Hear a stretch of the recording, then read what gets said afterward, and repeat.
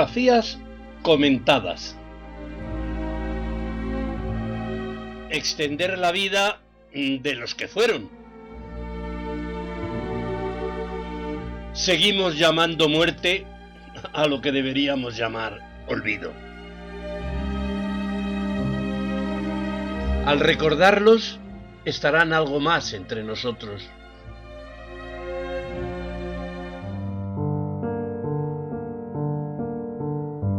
Berruguete.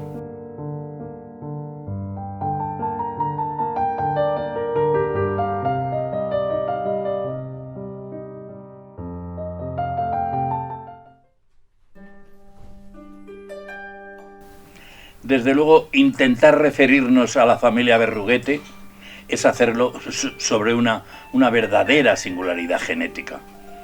El padre, el hijo y el nieto artistas.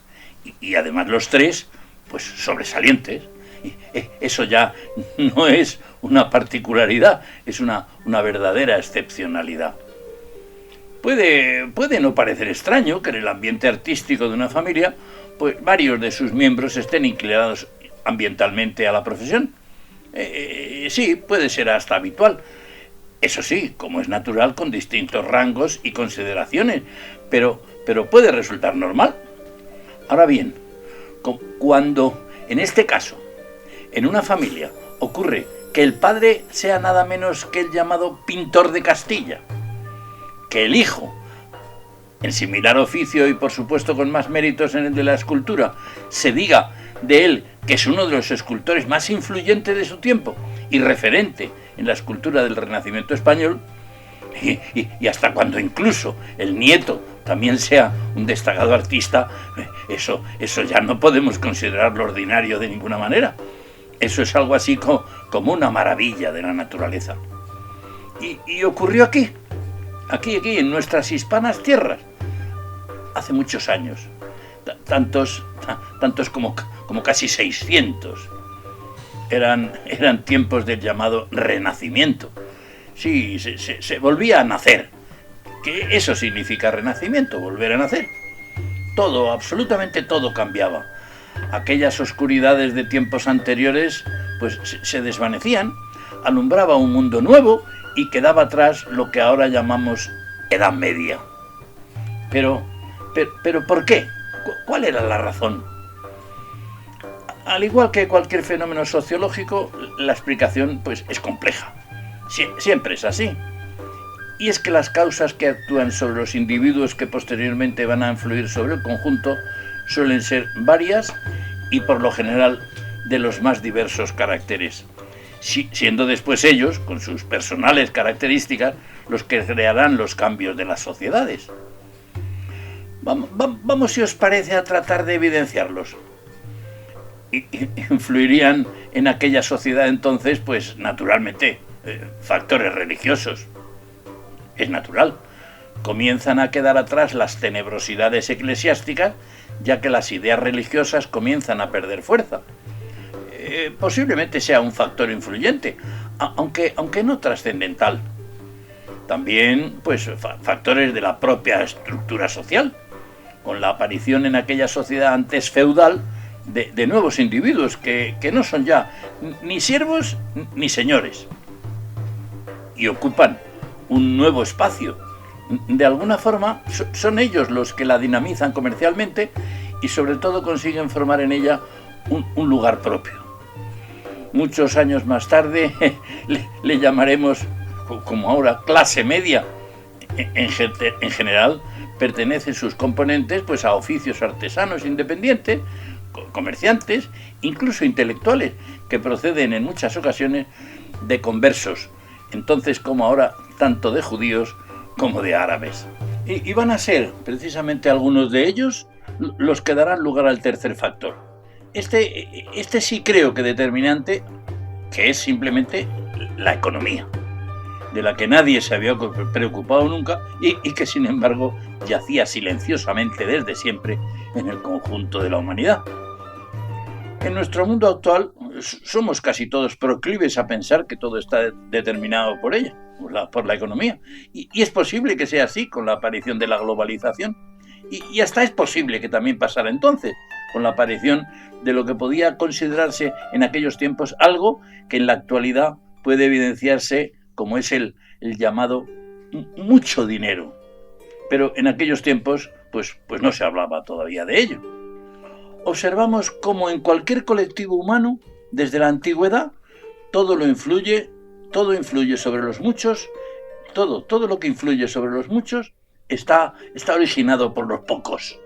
¿Y quién suelen ser los pocos? Pues solo los de mayor poder adquisitivo. Es decir, que las determinaciones que rigen el colectivo en general están tomadas por las clases más favorecidas. En la sociedad antigua eran los señores los que tenían influencia casi absoluta sobre los siervos y por supuesto los que tomaban las decisiones.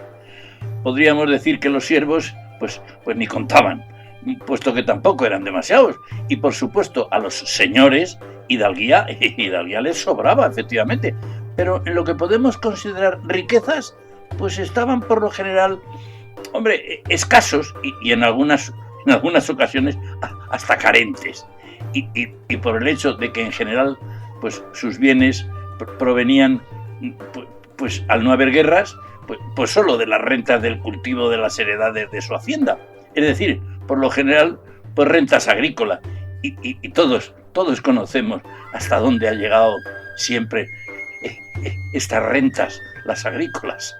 Ocurre, sin embargo, que con la aparición de este nuevo tipo de personajes en el centro de aquella sociedad, equidistantes de estos y de aquellos, de los siervos y de los señores, algunos de ellos van a comenzar a manejar capitales mucho mayores, con lo cual las cosas van a cambiar.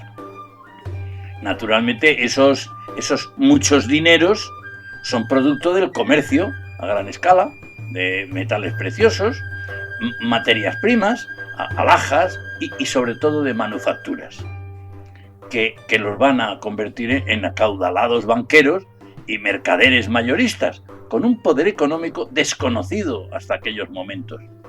Estas pueden ser, a grandes rasgos, las causas, aunque por lógica habría que citar bastantes más. Algunas ciertamente puntuales, como la invención de la imprenta, otros globales, como el descrédito de la Iglesia con la aparición de la Reforma Protestante y el desarrollo de muchas técnicas, incluso hasta el descubrimiento de América y algunas más. Entonces, siendo así, ¿cuál es la causa de que a cualquiera que le preguntemos nos conteste que esto del Renacimiento es un fenómeno artístico exclusivamente?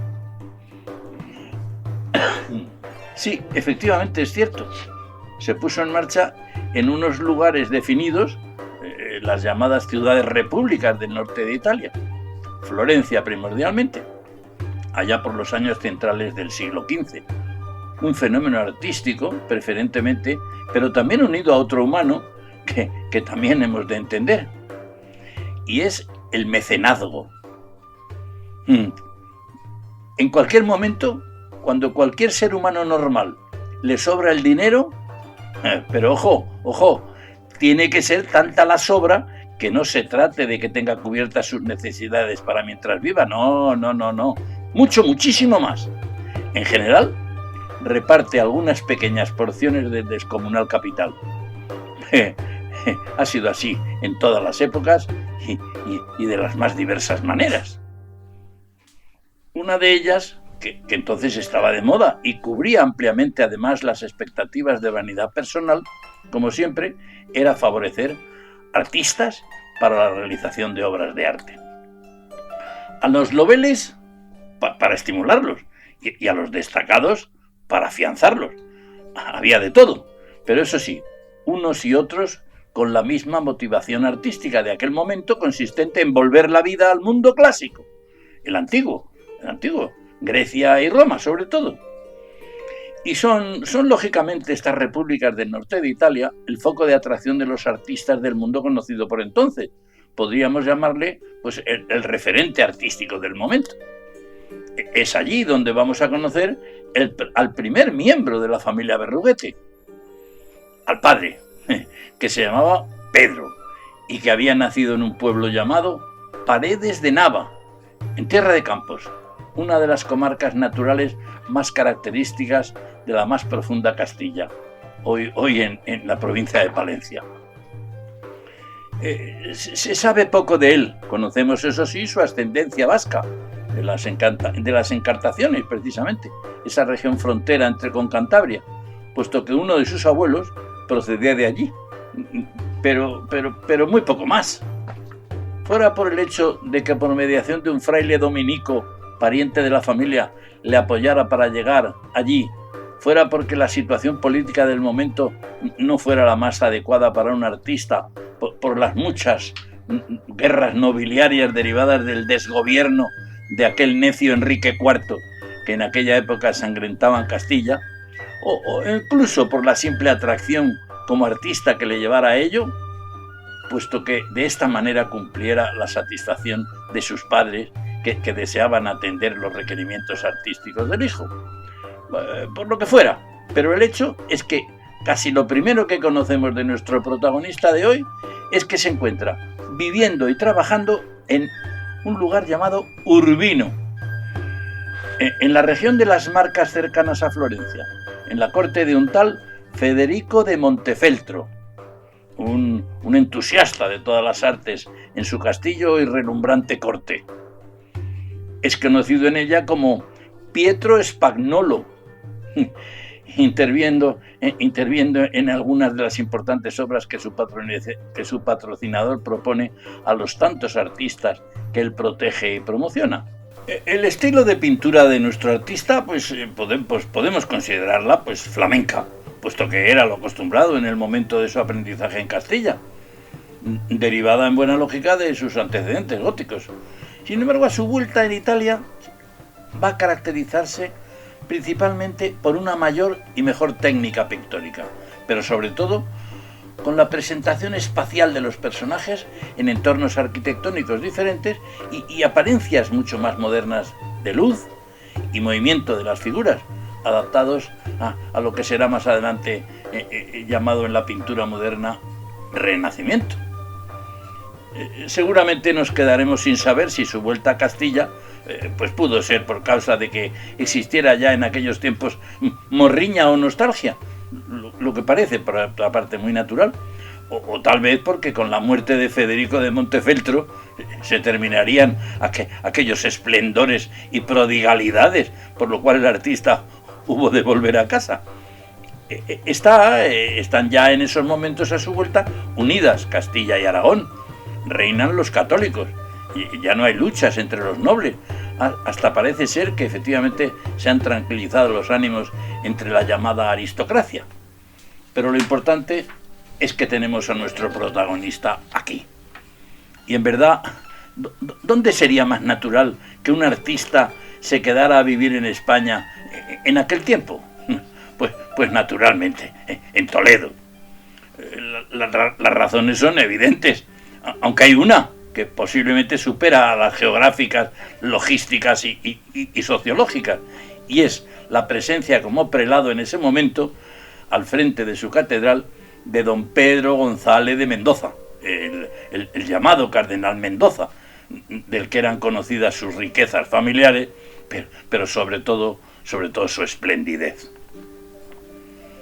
Persona de tanto prestigio como don Rafael Laínez Alcalá, catedrático de Historia de Arte en Salamanca, que cuenta entre su obra posiblemente con la mejor biografía de nuestro personaje, lo sitúa documentalmente ya en Toledo en 1483. Y eso sí, habiendo contraído matrimonio con Elvira González de la Torre, a la que define como mujer muy rica y principal. Puede que esta sea la causa de que, aun sin desdeñar los encargos y cobros de sus pinturas, remunerados convenientemente para engalanar catedrales y conventos, hicieron de él siempre un personaje acomodado, siendo por ello que el pintor pudiera permitirse a lo largo de su vida, y desde luego en los mejores momentos de ella, la satisfacción y la complacencia personal de regalar a la iglesia de su pueblo algunas de sus mejores obras. Conocemos también su permanencia en Ávila, donde en uno de sus más emblemáticos espacios, el monasterio convento de Santo Tomás, deja Berruguete una de sus más consumadas obras, el célebre retablo. Ese es un retablo de gran belleza. Y el edificio, pues también, este monasterio en general, mandado construir por los mismísimos reyes católicos para albergar el mausoleo de su único hijo varón, que falleció prematuramente. Aunque la verdad es que lo auténticamente importante, desde nuestro punto de vista artístico del templo, es que, como decimos, su retablo, con características de cierta semejanza con el de la iglesia de Santa Eulalia en la ciudad natal de Paredes de Nava. El terminar de su vida artística, posiblemente también sus obras más consumadas, se encuentran asimismo en Ávila, pero en su catedral. Parece ser que, al decir de los entendidos, esos son sus más conseguidos trabajos y también los últimos, ya que realizándolos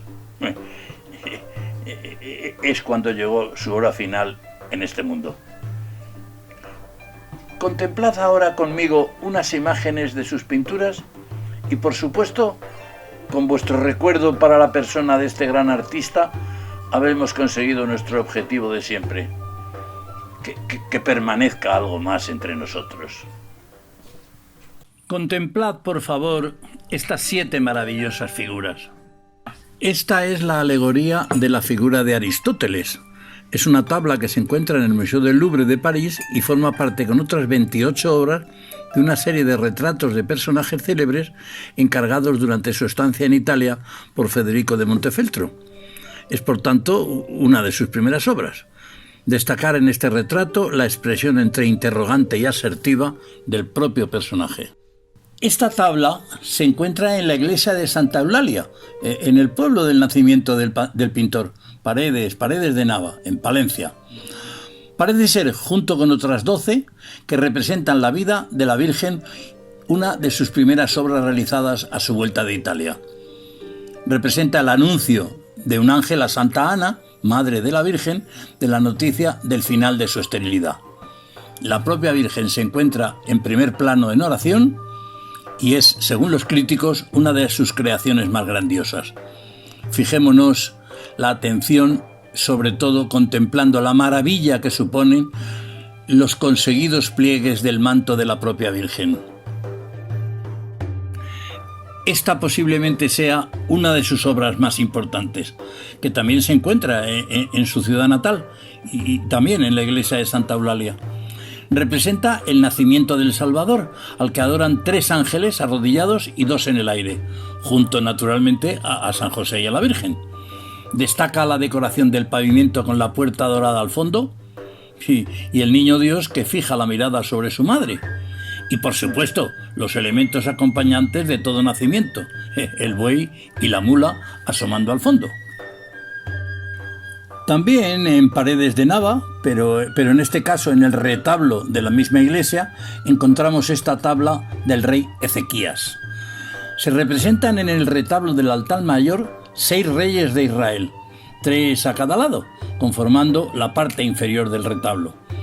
Este, específicamente, tiene todas las características de un retrato.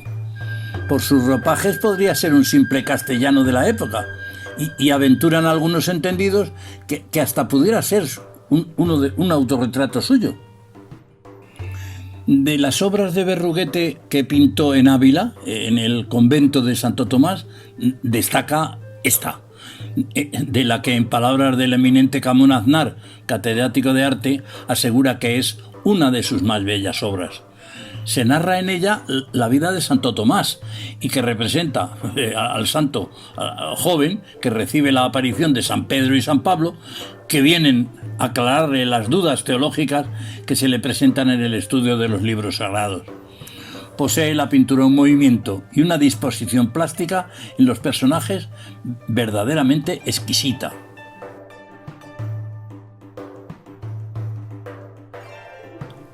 Esta es una interesante obra que se conserva ahora en la sacristía de la Colegiata de Covarrubias en Burgos. Se trata del milagro de San Cosme y San Damián, físicos de ascendencia árabe convertidos al cristianismo, que obra el milagro de trasplantar la pierna de un enfermo. Luego los decapitó Diocleciano y la Iglesia los convirtió después en mártires. Son, parecía natural, patrono de los cirujanos, claro. Y como final, posiblemente la más emblemática de sus obras, la más madrileña y universal, nuestra más reverenciada y querida Virgen, junto con las otras dos, la Paloma y por supuesto la Almudena, forman el genial trío de las advocaciones marianas de Madrid.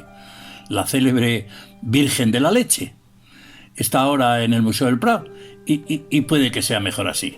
Esta tabla fue descubierta en el año 1950 en los almacenes de la villa, arrumbada entre escombros, tablones y suciedad. La descubrió don Manuel Gómez Moreno, eminente arqueólogo y académico granadino. Procede de los restos arrinconados desde hace tantísimos años al desaparecer el Hospital de la Latina, cuya fundadora y beneficiaria fue doña Beatriz Galindo, y hace ello pensar que fuera uno de sus encargos al pintor. Conservado el cuadro desde entonces como lo que es, pues una verdadera joya, ha sido conservada en distintos lugares del ayuntamiento. Hasta en el despacho del alcalde ha estado. No, desde luego no tenía mal gusto don Enrico Tierno Galván.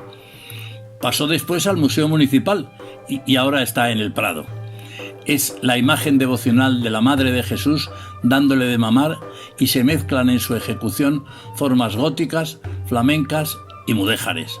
Una verdadera maravilla. Si es vuestra disposición, pues veneradla, y suponiendo que no lo sea, considerad lo que representa para algunos. Pero de cualquier forma, por favor, no dejéis de admirarla y disfrutar de esta verdadera maravilla, ya que es de las pocas cosas que quedan en el mundo que otorga prestigio al ser humano. Fin de la biografía de Pedro Berruguete, pintor de Castilla.